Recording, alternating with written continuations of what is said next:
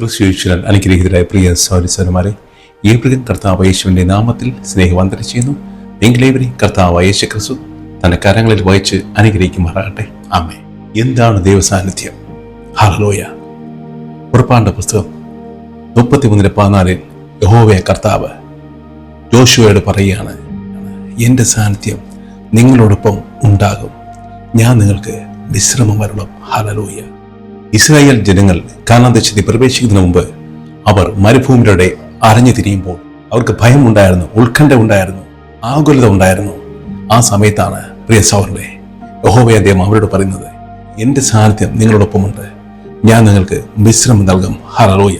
നമ്മെ ആശ്വസിപ്പിക്കുന്ന, നമ്മെ സന്തോഷിപ്പിക്കുന്ന ഒരു വചനമാണ് ദൈവത്തിന്റെ സാന്നിധ്യം എപ്പോഴും നമ്മോടൊപ്പം ഉണ്ട് എന്നത്. അത് വിശ്വസിക്കുന്ന മക്കളായി നമുക്ക് ഒരിക്കലും മാറിപ്പോകാത്ത സ്നേഹമാണ്. അത് നമ്മുടെ മാതാപിതാക്കളെക്കാളും നമ്മെ സ്നേഹിക്കുന്ന, മാർവോട് ചേർക്കുന്ന ആ ദൈവത്തിന്റെ ആ വലിയ സ്നേഹം. ഹല്ലേലൂയ. ഒന്ന്, ദൈവസാന്നിധ്യം നമുക്ക് വിശ്രമം നൽകുന്നു. ഹല്ലേലൂയ. ഉത്കണ്ഠ, ഭയം, ആകുലത എന്നിവയാൽ ഇസ്രായേൽ ജനങ്ങൾ മരുഭൂമിയിലൂടെ ചുറ്റിക്കൊണ്ടിരിക്കുകയായിരുന്നു. ആ സമയത്ത് വാഗ്ദാന ദേശം കർത്താവ് നൽകുമെന്ന് ഈ വചനത്തിലൂടെ അവർക്ക് ഉറപ്പ് നൽകിയാണ്. നമ്മെ ആശ്വസിപ്പിക്കുന്ന, നമ്മെ സന്തോഷിപ്പിക്കുന്ന ഒരു വചനഭാഗമാണ്. ഒരിക്കലും മാറാത്ത ആ ദൈവത്തിന്റെ സ്നേഹം. ആ സ്നേഹം നമ്മോടൊപ്പം ഉണ്ട്. അവൻ നമുക്ക് വിശ്രമം നൽകും, സമാധാനം നൽകും, സന്തോഷം നൽകും എന്നത്. 2, ദൈവസാന്നിധ്യം നമുക്ക് ആത്മവിശ്വാസവും ധൈര്യവും പകരുന്നു. ഹല്ലേലൂയ. യോശുവയുടെ പുസ്തകം 1:9 കർത്താവ് യോശുവയോട് പറയുകയാണ്, നിന്റെ ദൈവമായ കർത്താവ് നീ പോകുന്നിടത്തെല്ലാം നിന്നോടൊപ്പം ഉണ്ടായിരിക്കും, ആകിയാൽ ശക്തനും ധീരനുമായിരിക്കുക. നമ്മുടെ ജീവിത പ്രശ്നങ്ങൾ, പ്രയാസങ്ങൾ, രോഗാവസ്ഥകൾ, സാമ്പത്തിക ബുദ്ധിമുട്ടുകൾ, ഭാവിയെക്കുറിച്ചുള്ള ഉത്കണ്ഠകൾ എന്തു തന്നെയായിരുന്നാലും ദൈവസ്നേഹം നമ്മോടൊപ്പം ഉണ്ടെങ്കിൽ നാം അതിജീവിക്കും. ദൈവസ്നേഹത്താൽ, ദൈവത്തിന്റെ സാമീപ്യത്താൽ നാം ചുറ്റപ്പെട്ടിരിക്കുന്നു.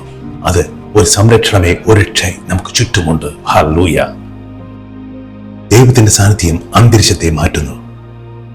അപ്പോസ്തല പ്രവർത്തനങ്ങൾ 16:25-26 പൗലോസും ശീലാസും കാരാഗ്രഹത്തിൽ കർത്താവിനെ ആരാധിച്ചപ്പോൾ അവിടെ ചങ്ങലകൾ അഴിഞ്ഞു മാറി, കാരാഗ്രഹം കുലുങ്ങി. ഹല്ലേലൂയ. പ്രിയ സഹോദരങ്ങളെ, നാം എവിടെയായിരിക്കുന്നു അവിടെ ദൈവസ്നേഹത്തെ, ദൈവസാമീപ്യത്തെ ക്ഷണിക്കുക.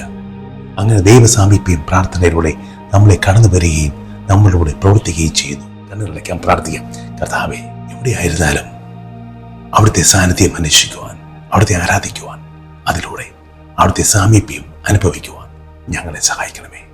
ഞങ്ങളെ ചുറ്റും ഒരു രക്ഷയായി, കവചമായി അവിടുന്ന് ഉണ്ടായിരിക്കുകയും ചെയ്യണമേ. പ്രാർത്ഥന കേട്ട കൃപയ്ക്കായി കർത്താവേ സ്തോത്രം.